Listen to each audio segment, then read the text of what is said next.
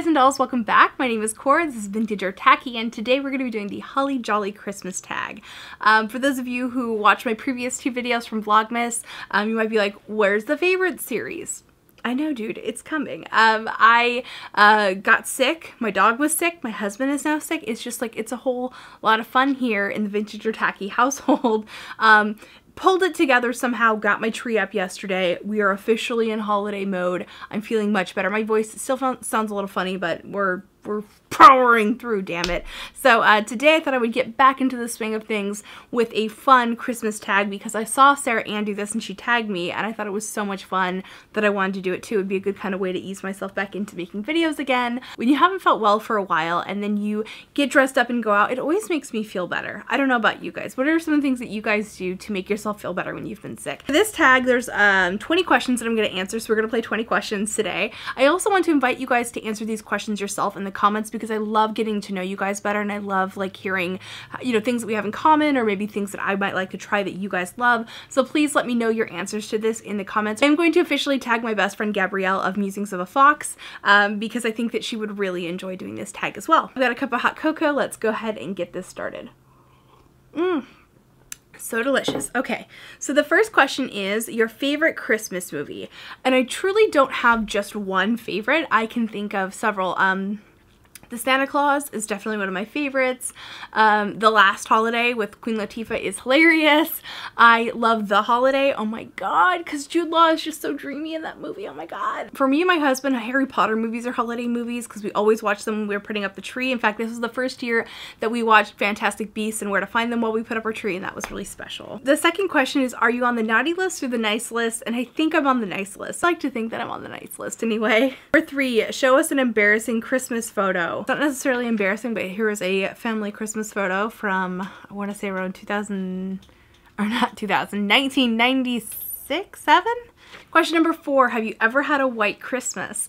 I have had a white Christmas. My grandparents, when I was growing up, owned a ski lodge, which makes it sound like really, really ritzy, but like they barely held on to that thing by a thread. In fact, like it was like super outdated, like it still had shag carpet and it was kind of like, looking back, I'm like, that's kind of grody, but because like I can imagine how old those carpets are, and like shag carpet, you really can't get clean the same way you can like a low pile carpet.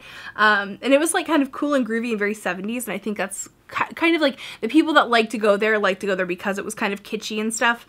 Oh god, I'm like learning things about myself in this. I'm like, maybe this is why I'm into vintage stuff. Anyway, so we would always go up there for Christmas. And of course it was in the Sierra Nevada. It was in this, you know, ski country. So beautiful white Christmases growing up, and I actually miss it a lot. That's one thing that, like, living in this city, living in the coastal region of California, I definitely miss having those white Christmases. I can't tell you how magical it is. If you've never had a white Christmas, especially one where it's actually snowing, when it is snowing on Christmas Day and there's like snowflakes, it's the most magical thing in the whole world, and it's something that I hope that everyone can experience at least once in their life. Put it on your bucket list. It is so magical and just so lovely. Question number 5, do you start your Christmas shopping on Black Friday or wait until the last minute?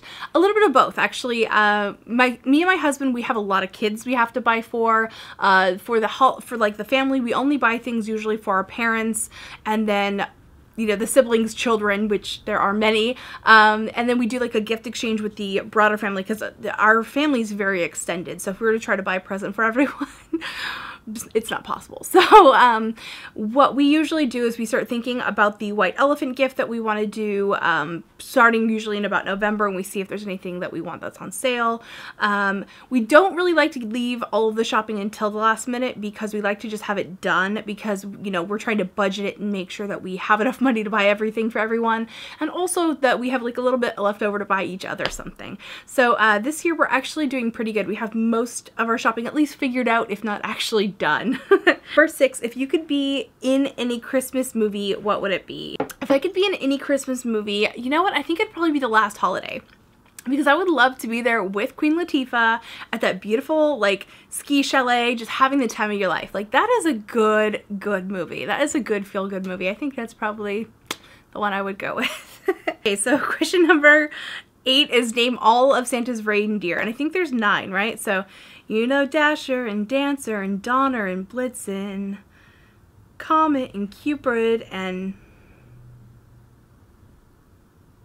something and Blitzen.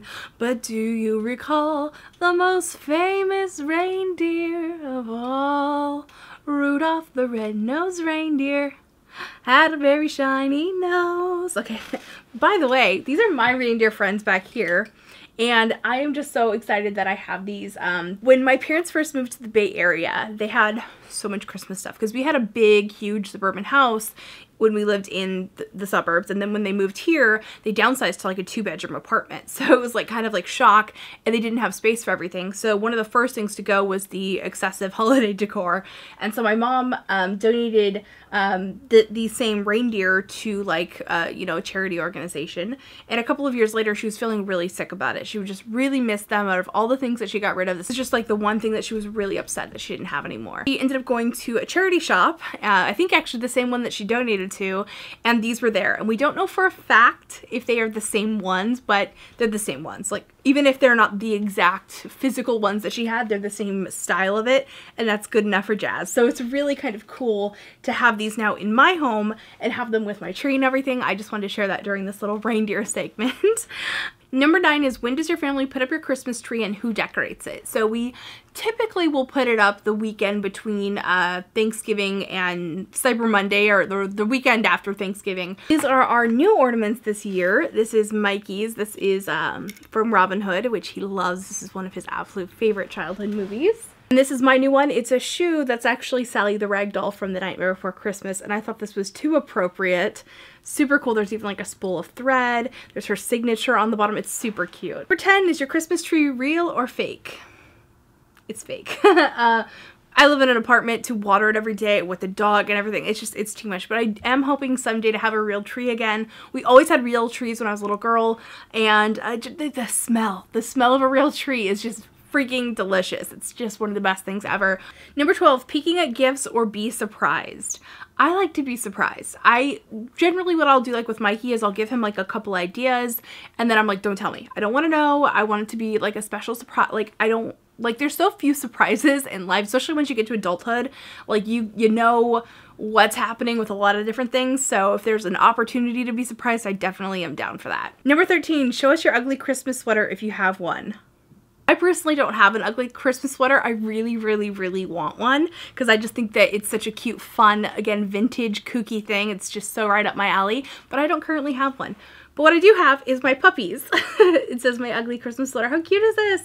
And he hates it so much. He hates it so much. He has a couple other like warm weather things like ponchos and stuff that he likes to wear when it's cold, but that one he's not really all that fond of. Number 14, if you could be under the mistletoe with anyone, who would it be? My husband. Number 15 is, does your family have a special holiday recipe you like to help make? I actually really want to like come up with something that's like my own, that is a special thing that I make, because that like family Christmases and holidays and stuff with Michael's family, of course, it's a huge family. Everybody brings something, and we usually end up bringing like veggies and salad, and so that's fine because, you know, that's something that we like to eat a lot of, so it's natural that we would bring it. But it's kind of, you know, I want to have like that special thing that like I'm Auntie Cora and I bring the insert thing that I always bring. 16, are you a pro present wrapper or do you fail miserably? I fail miserably. I hate wrapping presents. I freaking hate it. My husband, on the other hand, is like an expert present wrapper. He could seriously like open up his own present wrapping store and make a mint, because his presents are always wrapped perfectly. Like, all the corners are all crisp and everything's all tidy, and I don't know what it is. I can't, like, this is me wrapping a present. Tape it, close, done. Like, I don't want to bother with it at all. With that said, I do love a beautifully wrapped present.